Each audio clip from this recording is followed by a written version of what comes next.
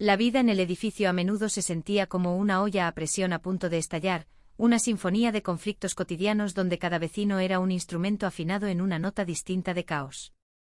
Antonio Recio, con sus 48 euros de indemnización y un orgullo herido que ocupaba más espacio que su propio cuerpo, se encontraba atrapado en una red de circunstancias que desafiaban la lógica más elemental.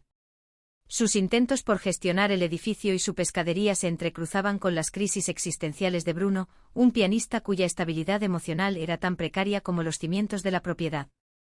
La señora que había escupido a Antonio en el rellano no era sino una manifestación del desorden generalizado que reinaba en el entorno. Antonio, vociferando sobre sus cajones, sus cheques inexistentes y sus títulos inventados de consejero delegado, intentaba mantener un aire de autoridad que nadie respetaba. Coque, con su peculiar visión del mundo, era el receptor de toda esa frustración, alternando entre el cumplimiento de órdenes absurdas y una búsqueda incesante de sentido en medio de tanta locura. Mientras tanto, en los pisos superiores, se cocinaban tramas que involucraban desde pensiones falsificadas hasta identidades robadas, todo envuelto en esa picaresca española que no entendía de ética, sino de supervivencia. Agustín, el eterno inquilino de la clínica, buscaba desesperadamente una conexión que le permitiera volver a la realidad, aunque esa realidad estuviera poblada de vampiros de energía y vecinos que, como diría Berta, eran una prueba de fe. La relación entre Fina y su hijo, cargada de una devoción asfixiante por una parte y un deseo de independencia por otra, añadía una capa de humor agridulce. Cada conversación en el rellano era una trinchera, un intercambio de dardos envenenados donde las palabras se utilizaban más para herir que para comunicar, creando un bucle infinito de rencores que, curiosamente, mantenían a la comunidad más unida de lo que nadie estaba dispuesto a admitir. La situación del coche embargado de Amado Rivas no fue más que la guinda de un pastel amargo. La pérdida de su herramienta de trabajo simbolizaba la fragilidad de su estatus, una caída en desgracia que intentaba ocultar bajo una fachada de vendedor implacable. Mientras intentaba navegar sus finanzas personales con su pareja, las presiones del ayuntamiento y los impuestos atrasados lo perseguían como una sombra, obligándolo a confrontar sus mentiras. La ironía de ser político y sentirse víctima de un sistema corrupto no pasaba desapercibida para nadie, convirtiendo sus debates en espectáculos teatrales donde la verdad era la única ausente. El rodaje del reportaje sobre el abuelo Anselmo, un muerto viviente en el sentido más burocrático de la palabra, alcanzó cotas de absurdo surrealista. La familia, dispuesta a todo por mantener el flujo de dinero, se veía envuelta en una maraña de mentiras que requerían una puesta en escena digna de los mejores estudios de cine. Cada detalle, desde la prótesis de dedo guardada en el congelador hasta el maquillaje necesario para que un joven pareciera un anciano centenario, era un recordatorio de hasta dónde podía llegar la inventiva humana cuando el bolsillo apretaba.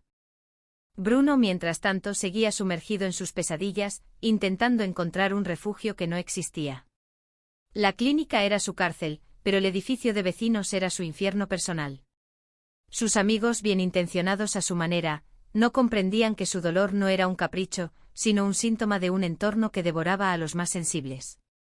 Cada vez que alguien le recordaba sus responsabilidades como presidente, Bruno sentía que se ahogaba un poco más, mientras la vida seguía adelante con su ritmo frenético, ignorando las tragedias silenciosas que se gestaban tras las puertas cerradas. El día a día en Marisco Recio no era diferente. El pescado, las gambas, las coquinas, todo formaba parte de un decorado en el que Antonio Recio ejercía de director, protagonista y único espectador de su propia farsa. La relación con los clientes era una batalla constante, una lucha de egos donde el precio no era el dinero, sino el reconocimiento de una superioridad que él mismo se encargaba de cuestionar cada vez que abría la boca. La llegada de la noticia del fallecimiento del padre de Coque no cambió la dinámica, simplemente añadió un elemento más de caos a una jornada que ya de por sí era agotadora. El velatorio, lejos de ser un momento de recogimiento, se convirtió en una oportunidad para los negocios, para el cotilleo y, en última instancia, para el descubrimiento de nuevas formas de estafa. La madre de Coque, una mujer que entendía la vida como un escenario donde cada uno debía interpretar su papel con la mayor solvencia posible, no perdía la oportunidad de asegurar su futuro. El testamento, las propiedades, el dinero escondido bajo el colchón, todo era motivo de cálculo. Mientras el difunto descansaba, los vivos se repartían sus restos, construyendo un futuro que, irónicamente, dependía de los mismos errores que los habían llevado a esa situación de precariedad. A medida que pasaban las horas, las líneas entre la realidad y la ficción se volvían más difusas. La cena, las promesas de amor eterno, las traiciones, todo era un juego donde lo único real era la soledad de cada individuo, encerrado en sus propias fantasías de grandeza. Los vecinos, cada uno con sus propias taras, formaban un mosaico humano donde la comedia se solapaba con la tragedia, creando una obra que no necesitaba guión porque era, simplemente, la vida misma en su forma más pura y desordenada. Al caer la noche, la calma tensa que se apoderaba del edificio era solo una pausa antes del siguiente acto. Las luces se apagaban en los balcones, pero las historias continuaban en el interior, en los susurros de los pasillos, en los mensajes de texto que no recibían respuesta y en los sueños de grandeza que se desvanecían al despertar. Cada vecino a su manera esperaba un milagro, un golpe de suerte que les permitiera salir del pozo, aunque sabían, en el fondo de sus corazones, que su único consuelo era precisamente ese caos compartido.